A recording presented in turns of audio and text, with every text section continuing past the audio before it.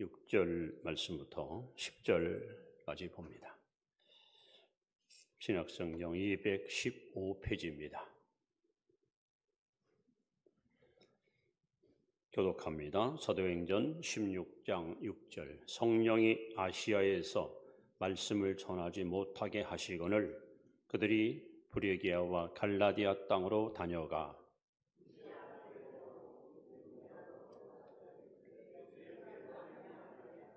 무시아를 지나 드로아로 내려갔는데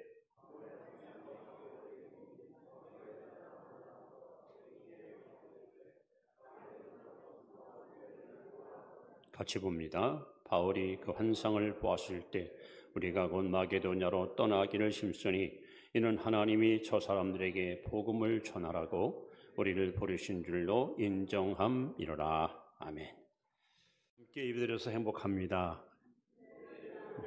늘 믿음으로 승리하시 바랍니다. 1929년 우리나라 동아일보에 수록된 인도의 유명한 시성 타고르가 쓴 시가 새삼스럽게 감동을 줘서 여러분 앞에 잠시 소개합니다. 일찍이 아시아의 황금 시기에 빛나던 등불의 하나였던 코리아, 그 등불 다시 한번 켜지는 날에 너는 동방의 밝은 빛이 되리라.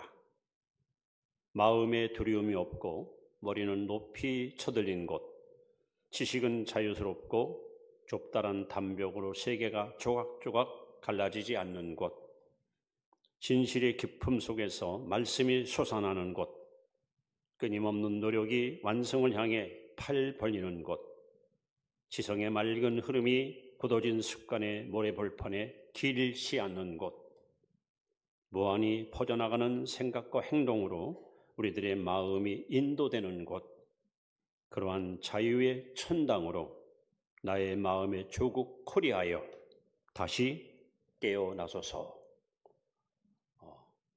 이것이 바로 1929년 동아일보에 기록된 인도의 유명한 시성 타고르의 시입니다.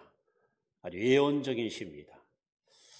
과연 이분의 말처럼 우리 대한민국은 지금 지구촌에서 가장 영향력을 끼칠 만큼 위대한 민족으로 하나님이 축복해 주었습니다. 또 루마니아의 유명한 작가였던 게오르기 25시라는 유명한 글을 쓴 분, 이분은 이런 말을 했습니다. 서구의 과학 문명이 세계 1차, 2차 세계전을 가져와 결국 온 세계 사람에게 불행을 안겨줬다면 앞으로 동방에서 특히 코리아에서 정신, 영적 문명이 일어나서 세상 사람들한테 희망을 줄 것이다. 그리고 그는 말하기를 대한민국은 내게 있어서 욥기, 구약의 욥과 같은 나라다. 자, 오늘은 교단이 제정한 해외 선교 주일입니다. 어쩌면 이 설교는 상당히 역사성이 있고 또 시사성이 있는 설교일 수 있습니다. 그리고 이 시대에 하나님이 우리에게 주시는 하나님의 메시지라고 여러분 그렇게 받아들이면 은혜가 될 줄 압니다.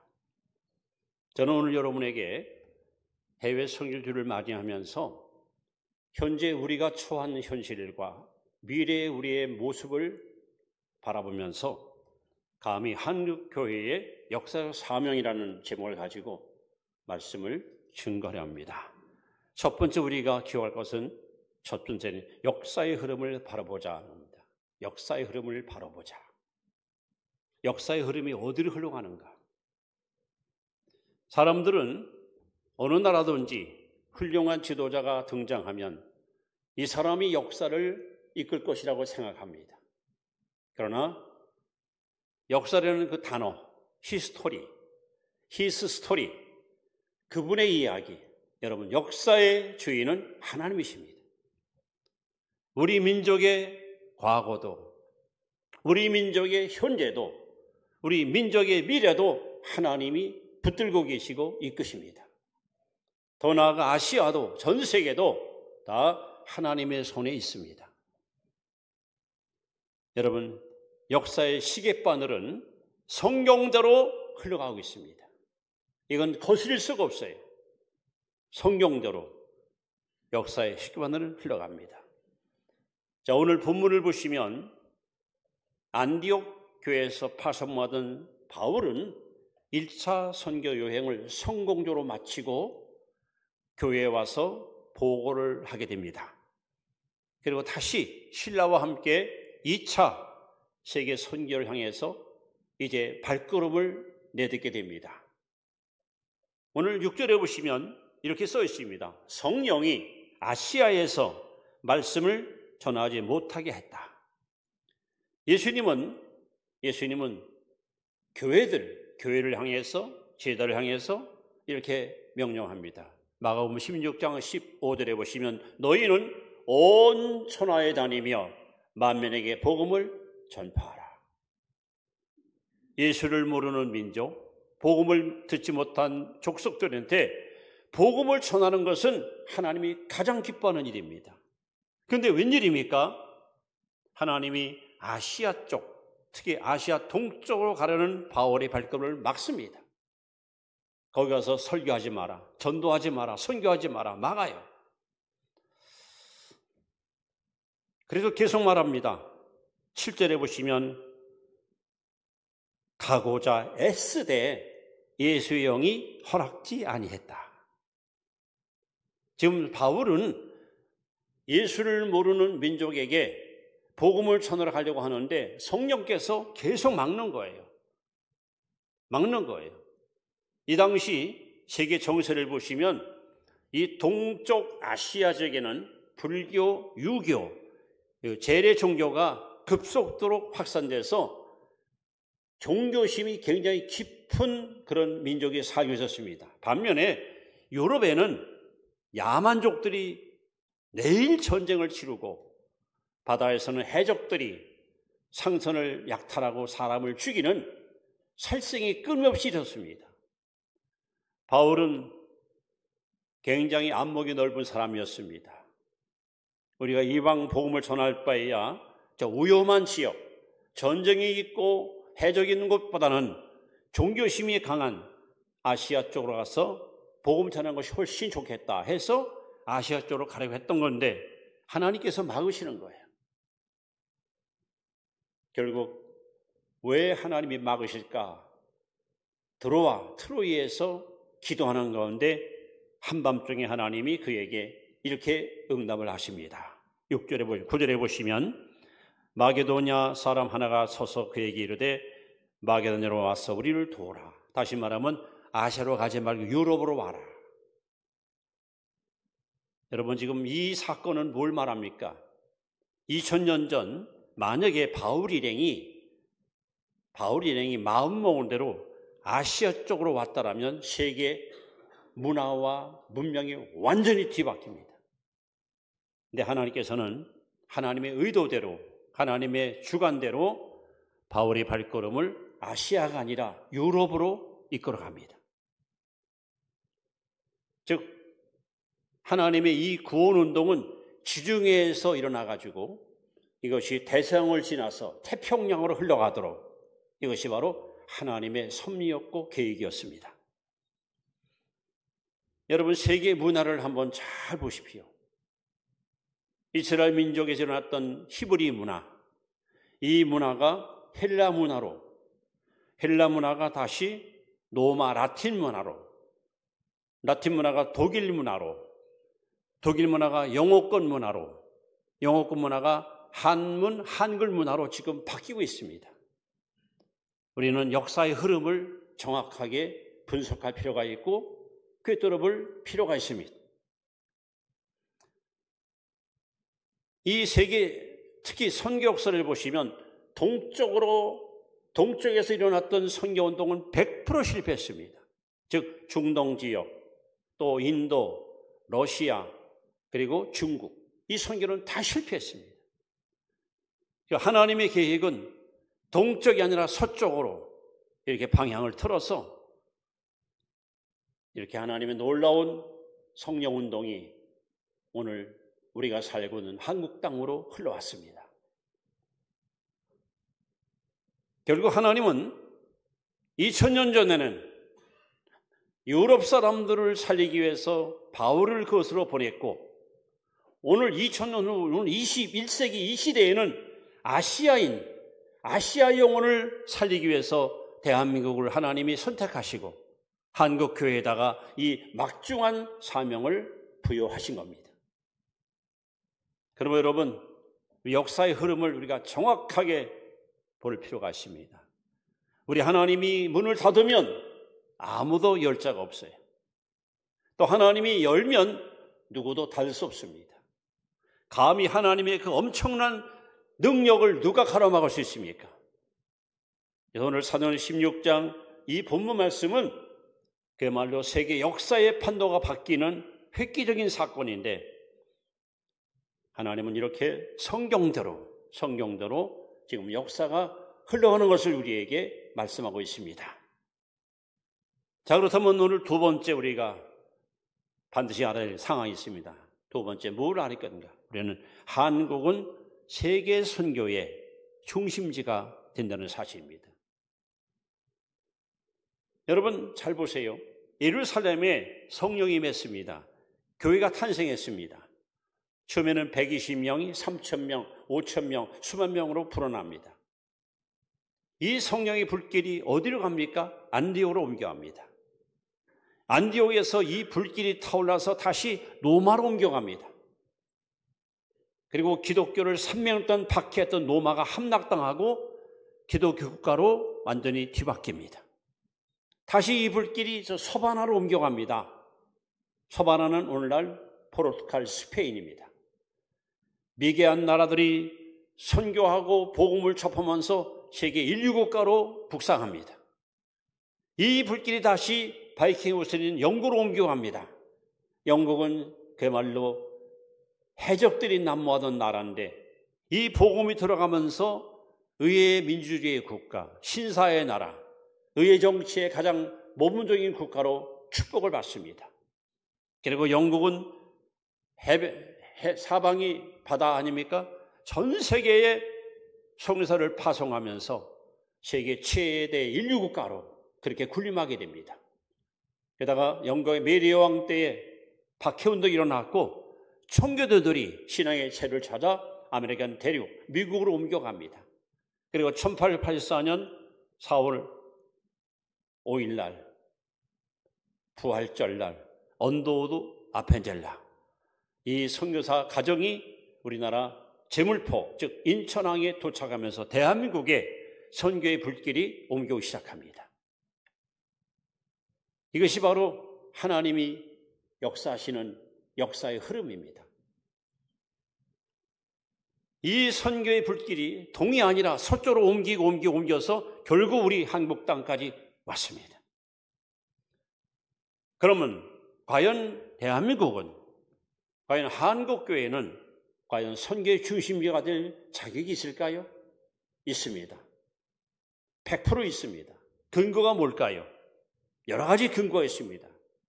첫 번째 근거는 지구촌의 여러 나라 가운데 순교자가 가장 많이 나온 나라가 대한민국입니다.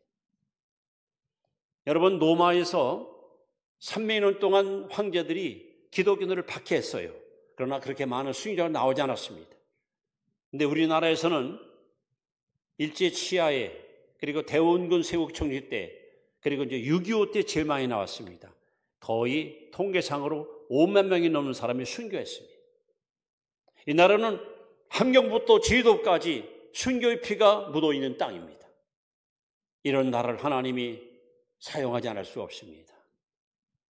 이 나라가 바로 하나님이 선교대로 쓸 수밖에 없는 첫 번째 이유는 바로 순교자 때문입니다. 뿐만 아니라 대한민국만큼 복음의 열매가 급속도로 맺는 나라가 없습니다. 6.25 이후에 불과 50만이었던 성도들이 10년 단위로 100만, 200만, 400만, 800만, 1000만 이렇게 엄청난 부흥을 가져왔던 나라가 한국밖에 없습니다. 또 나아서 지구촌에 우리나라처럼 새벽 기도하고 철회 기도하고 금식하는 기도, 여러분 이런 나라 없습니다. 하나님은 기도하는 민족을 쓰시고 기도하는 나라를 통해서 큰 일을 행하십니다. 그리고 이렇게 성령께서 역사하는 이런 나라도 없습니다. 이 나라 구석구석 많은 교회가 있고 지금도 예배드리기 있고 성령의 역사가 지금도 동산으로 힘차게 퍼져나가고 있습니다. 그리고 이 나라는 교육열이 지구촌에 제일 뜨거워요. 고급 인력이 너무 많습니다. 이들이 다 훌륭한 자원입니다. 그리고 무엇보다도 성교의 열정이 뜨거운 민족이 바로 한국 민족입니다. 1960년대는 교회를 개척하는 것에 뜨거운 열기가 붙었다면 1970년대에는 교회 성장과 부흥을 일으켰다면, 교회 건축을 일으켰다면, 80년대에는 농어촌 교회, 미대리 교회를 돕는 일을 했다면 1990년대부터는 지금 선교에 열을 올리고 있는 나라가 대한민국입니다. 현재 174개국에 약 3만여 선교사를 파송하고 있습니다. 더군다나 많은 사람들이 동성, 똑같은 의미로 이렇게 말합니다. 대한민국은 제2의 이스라엘이다. 여러분, 이스라엘과 우리 대한민국은 너무 닮은 꼴이에요. 닮은 꼴이 너무 많습니다. 보십시오, 여러분. 지정학적으로 대한민국과 이스라엘은 너무 닮은 꼴입니다. 강대국 사이에서 얼마나 우리는 힘든 세월을 살아왔습니까? 이스라엘이 그랬고 우리 대한민국이 그렇습니다. 또 우리 민족은 정치의식이 매우 강해요. 그러나 혜택을 한 번도 제대로 못 받아봤어요. 지금 그렇지 않습니까? 대통령을 탄핵하고 정치한다에 얼마나 우리가 실망을 많이 겪었습니까? 또 지구촌의 여러 나라 가운데서 이스라엘하고 우리 대한민국만큼 고난받은 민족이 없어요. 우리는 단 한 번도 남의 나라를 쳐들어간 적이 없어요. 그런데 이 땅에서 130여 회의 전쟁과 내란이 끊임없이 있었습니다. 그야말로 고난의 민족입니다. 더 나아가서 민족성이 감정적이고 주관적인 것이 너무 닮았습니다. 그리고 종교심이 참 강해요. 유대인들은 어디 가든지 회당을 짓고 예배를 드립니다. 한국 사람들은 어느 나라 가든지 예배당을 짓고 거기서 예배를 드립니다. 얼마나 닮은 꼴입니까? 그리고 우리 민족은 단일민족입니다. 단일민족. 5,000년 역사 속에 문화가 폐쇄되지 않고 그대로 보존하면서 이스라엘이 그렇습니다. 그렇게 많은 침략을 받고 전쟁을 치렀으면 문화가 무너지는 것이 맞는데 우리는 여전히 그 문화를 보존하고 있고 그대로 지키고 있습니다. 그리고 이스라엘 민족이 그처럼 한국 민족이 지금 전 세계 198개국에 우리 민족이 퍼져 살고 있습니다. 전 세계 한국인이 가지 않는 나라가 없습니다. 이것이 바로 하나님이 이 나라를 선교 대국으로 쓸 수밖에 없는 이유입니다. 그러므로 여러분, 하나님께서 이 마지막 때에 아시아의 67억의 영혼을 구원하라고 우리에게 두 가지 기적을 선물로 주었습니다. 하나는 영적인 기적이고 또 하나는 경제적 기적입니다. 우리나라는 지금도 분단된 조국에 살고 있습니다. 한마디로 하면 자원이 부족한 나라입니다. 그리고 인구 밀도도 높습니다. 그런데 어떻게 이렇게 잘 살까요? 정치를 잘해서요? 하나님이 이 땅을 축복하셨기 때문에 그렇습니다. 그럼 하나님이 이렇게 영적, 경제적 기적을 주신 이유가 뭘까요? 그걸 우리가 바로 써야 돼요. 하나님이 뜻대로 사용해야 돼요. 그래야 하나님이 이 민족을 더 축복하시고 우리를 아름답게 들어 쓰시는 것입니다. 그래서 여러분, 대한민국은 세계 선교의 바로 중심지가 되는 거예요. 하나님은 이 나라를 통해서 온 세계, 특히 아시아의 영혼을 살리기 위해서 이 놀라운 일들을 지금도 행하고 계십니다. 자, 그렇다면 세 번째, 우리가 이 사실을 분명히 내립니다. 세 번째, 우리는 땅 끝까지 우리는 증인되어야 된다. 땅 끝까지 증인되어야 된다. 자, 사도행전 1장 8절에 성령이 임하시면 권능을 받고 예루살렘과 온 유대와 사마리아와 땅까지 이르러 그랬대요. 땅 끝이 어딜까요? 많은 사람들이 해석이 분분합니다. 그러나 저는 정확히 말합니다. 땅 끝은 바로 예루살렘입니다. 이스라엘입니다. 이스라엘 시작된 이 선교운동, 복음운동이 서쪽으로 한 바퀴 돌아서 다시 원상복귀하는 거예요. 땅 끝입니다. 그런데 지금 이스라엘을 감싸고 있는 세력들이 너무 강합니다. 이게 무너져야 되는데 지금도 이스라엘 백성들은 예수를 구주로 인정하지 않습니다. 아마 국민 가운데 한 3% 정도가 예수님을 믿고 그 사람들은 지금도 예수를 구세주로 인정하지 않습니다. 이것은 이미 로마서에 기록됐습니다. 하나님께서 이방 사람들의 수가 찰 때까지 이스라엘 백성들의 마음을 완악하게 했다 그랬습니다. 자, 그렇다면 여러분, 하나님께서 어떻게 땅까지 복음 전하도록 역사하실까요? 1984년 23회 하계 올림픽이 미국 LA에서 개최됐습니다. 그때 소련이 보이콧, 반대했습니다. 결국 올림픽을 둘로 쪼개졌어요. 그래서 공산국가는 모스크바에서 따로 하고 자유국가는 미국에서 따로 했습니다. 이것이 23회 하계올림픽 이야기입니다. 그리고 4년 후 1988년 9월 17일 날 서울에서 24회 하계올림픽이 열립니다. 어떤 일이 벌어집니까? 그때 영적으로 깨어있는 많은 주의 종들이 하나님 주신 이 기회를 우리가 선용하다 해서 주로 대학생들을 중심으로 선교 훈련을 시킵니다. 전도 훈련을 시킵니다. 그래서 외국에서 오는 수많은 선수들과 그리고 많은 관객들한테 1대1로 혹은 선수촌에 들어가서 복음을 전합니다. 그래서 올림픽 때에 전 세계의 많은 사람들이 한국에 와서 올림픽 구경 왔다가 예수님 만나고 돌아가요. 예수를 영접하고 돌아갑니다. 어떤 일이 벌어집니까? 이듬해 1989년도에 여러분 소련이 붕괴됩니다. 공산주의가 무너집니다. 베를린 장벽이 깨집니다. 그러면서 완전히 소비에트 연방공화국이 많이 분해됩니다. 기독교의 가장 큰 걸림돌이었던 공산주의의 종주국 소련이 이 복음 때문에 붕괴되면서 이 복음이 전 세계로 확산되기 시작합니다. 저는 그래서 하나님께 늘 기도합니다. 제가 청년 때에 교회 가면은 나이 드신 권사님들이 이렇게 기도합니다. 하나님, 철의 장막에 무너지게 해주세요. 주의 장막도 무너지게 하라. 그러면 저 속으로 콧방울 꼈습니다. 저렇게 기도한다고 그 기도 하나님 들으실까? 웬걸이요. 정말 그분들의 기도대로 철의 장막에 무너지잖아요. 이제 여러분, 우리의 기도를 통해서 불교 문화가 무너져야 됩니다.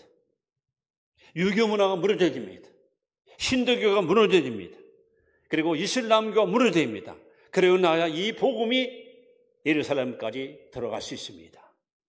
이 일을 우리가 해야 됩니다. 저는 마태복음 24장 14절 이 말씀에다가 평생 제 목숨을 걸었습니다. 잘 들어보세요. 이 천국 복음이 모든 민족에게 증언되기 위하여 온 세상에 전파되리니 그제야 끝이 오리라. 끝이 온다는 말은 주님이 재림만 되는 거예요. 그럼 주님 재림하기 전에 할 일이 뭐냐? 이 복음이 전 세계에 증거되어야 돼요. 바로 이 일을 하라고 하나님이 대한민국을 역사의 마지막 때 선교 제국으로 대국으로 세우신 거예요. 저와 이 땅의 모든 목회자들과 성도들이 이 하나님의 뜻을 정확히 깨닫고 여기다가 초점을 맞추고 여기에다가 모든 역량을 쏟아붓는다고 하면은 상상을 초월하는 하나님의 위대한 역사가 반드시 일어날 것입니다.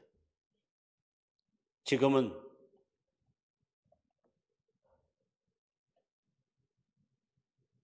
아까 말씀한 대로 예루살렘에서 시작된 이 선교운동이 이제 태평양 시대로 돌아왔습니다. 특히 이 동아시아 3개국, 일본의 경제력, 중국의 그 인적인 자원, 한국의 영적인 자원, 이 세 가지만 잘 뭉쳐지면 온 세상을 완전히 뒤엎을 수 있는 엄청난 능력을 하나님이 우리에게 주었습니다. 여러분, 지금 지구촌 구석구석에서 일어나고 있는 한류 바람을 아십니까? 이게 우연일까요? 우리나라의 문화가 심지어는 프랑스, 이탈리아, 미국 이런 민족을 막 잠식시키는 거예요. 우리나라 한글이 전 세계에 지금 엄청난 역사를 이루고 있습니다. 온 세상 사람들이 한국 음식을 먹겠다고 한국으로 막 몰려옵니다. 이게 우연입니까? 지금까지 많은 나라들이 선교했습니다마는 대부분 선교를 받는 나라 백성들이 별로 환영하지 못했어요. 그런데 놀랍게도 한국 선교사들이 어디 가든지 이것이 아시아건, 유럽이건, 아프리카건, 북미건, 남미건 다 환영합니다. 그리고 이 한류 때문에 선교사들이 막 어깨에 막 힘을 주고 다녀요. 이게 우연이 아니에요. 하나님이 선교하라고 기회의 문을 열어주신 거예요. 여러분 혹시 뉴스 보셨나요?